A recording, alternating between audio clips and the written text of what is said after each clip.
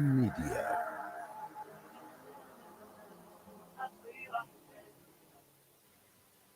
The time is exactly 8:44. This is News and Views on Salam Media. Our next guest is a founding member with Steve Biko of the 19 Black Consciousness Movement, and he is Dr. Saths Cooper. He's here to talk to us about social cohesion, leadership, political vision, maturity, which obviously is essential for unity. Let's talk about what all this means for the future of our children. And I know we've already enjoyed a public holiday last Thursday, which was 2 weeks ago, in fact, which was Day of Reconciliation. And I think it meant different things to different people.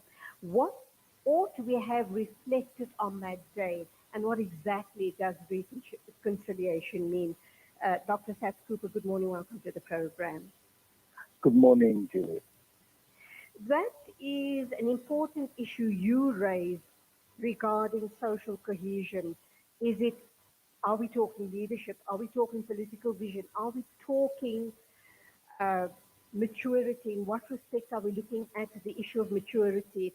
And then, of course, you also raise the issue around our children cannot afford the debt and nightmares that we are bequeathing them.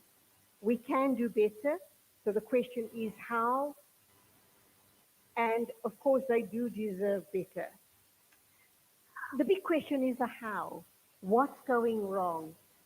When we reflect back over 27 years, um, I actually cringe when I think of where we at, what our dreams were at the end of apartheid, what we were hoping for, this rainbow nation. And when I look at the result today, you can't imagine that those dreams are out the window. Yes, unfortunately, that is the current nightmare that we're experiencing. And it is quite clear that the leadership that assumed office, dawn of democracy,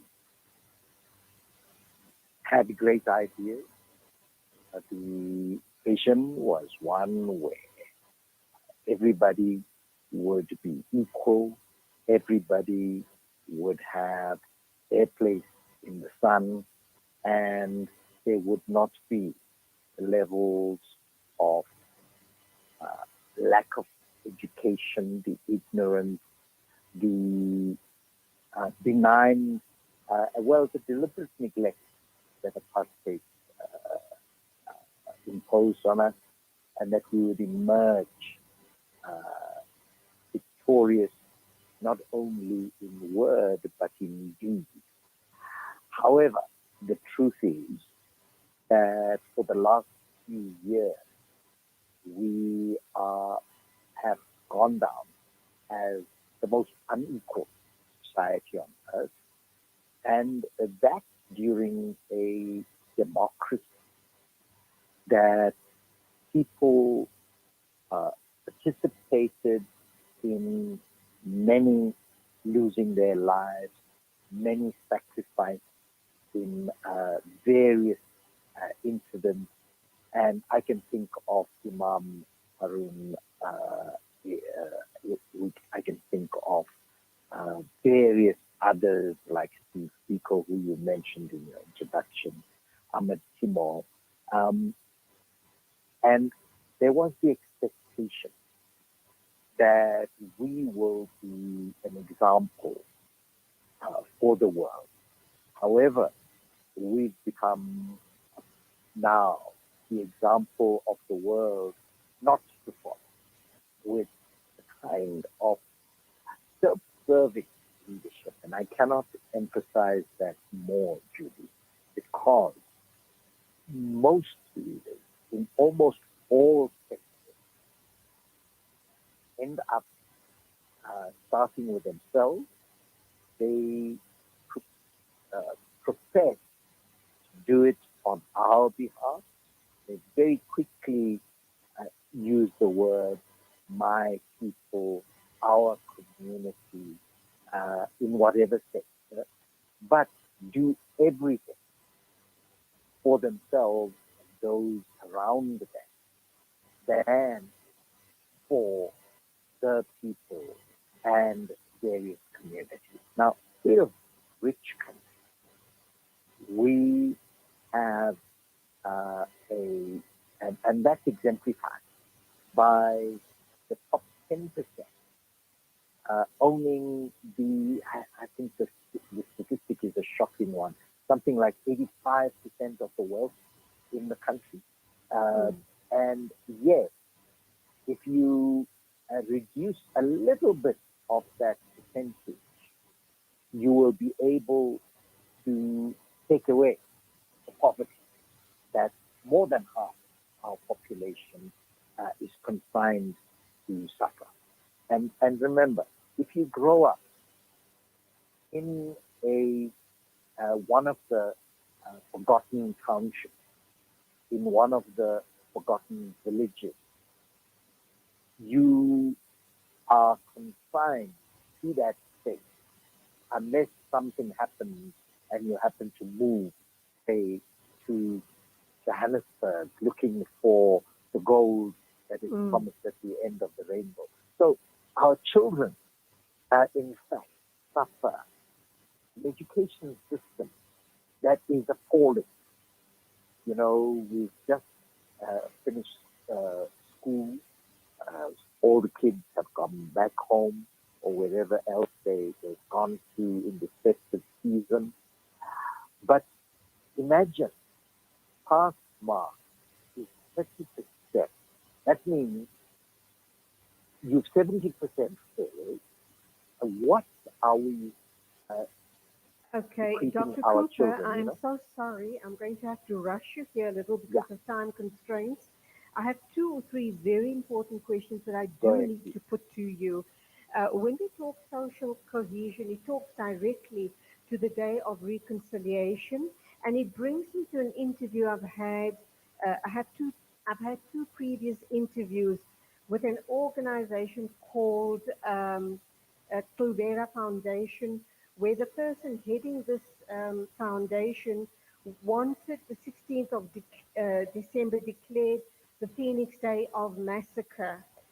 Obviously, that is very, very divisive in South Africa. We can't have something like that visiting us as a nation. Your thoughts on that issue?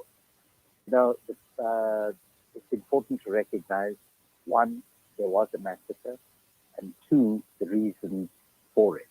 To change the name of a local incident and extrapolate that to the whole country really shows backwardness, and I think we're giving too much airtime to entities like that. Our job is to continue to build bridges where there are none.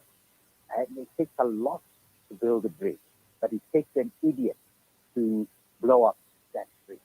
We cannot afford, in a country like ours, where we've inherited the visions of the past, to perpetuate those divisions. We are at bottom the same. All of us have the same biology. The only thing that distinguishes us from one another is how we are brought up and, unfortunately, how we get classified in our society and how we classify ourselves. Very importantly, how we classify ourselves. All of us are human beings, and we should, if we have the respect we want to claim, it starts with self respect, then it goes to other respect. If I don't have respect for myself, I cannot respect you, Julie, however much I may try to Hmm. put that out. So we should be looking at what is common amongst us, bring us together. That's the issue in social cohesion, not exacerbating division. Religion Okay. is, all these All things right. are intended to bring us together. Okay, my producer is going to kill me. That was meant to have been the last question, but I have to put this one in very quickly. Yeah. The judgment against Jacob Zuma, uh, There's talks about the latter not returning to jail while South Africa's prison bosses will appeal the matter, and all of us have some opinion on this matter. What do you believe is the best scenario in this situation, which will not cause further fraction within the ANC and in the country?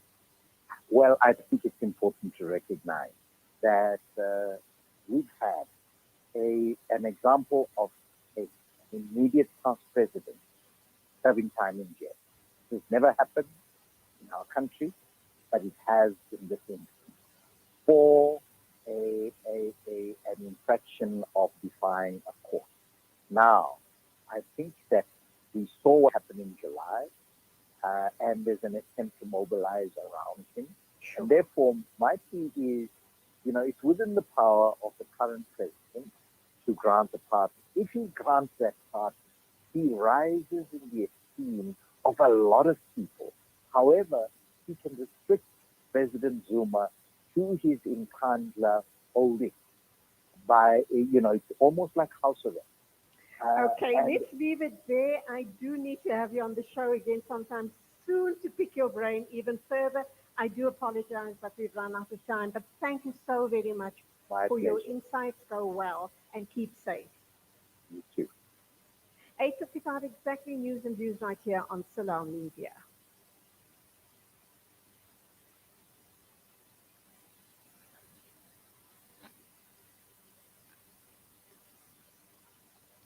Every 60 seconds, a silent pandemic claims the life